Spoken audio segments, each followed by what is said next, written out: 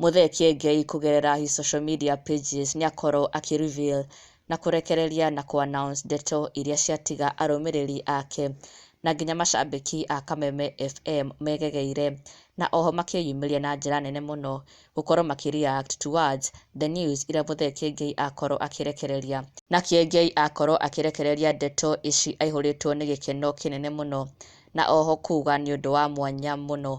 Kiengei has just shared atĩ in partnership na Kameme FM, kanitha wake wa JCM nĩũrĩkĩtie gũkorwo we in partnership na Kameme FM, na Friday ĩno ya Good Friday kana Easter weekend nimegũkorwo magĩtabania a very mega event ya kesha ya JCM in partnership with Kameme FM.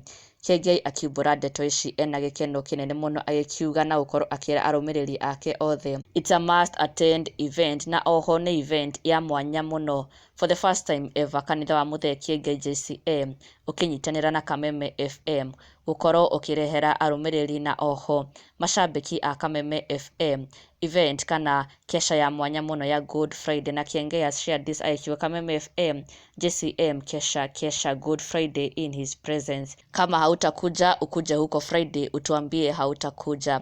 Kiengei akiumbũra atĩ nĩrĩgakorwo rĩ igongona inene mũno na agĩkĩra arũmĩrĩri ake othe matikanaĩkorwo makĩaga ku-attend tondũ it will be a one of a kind.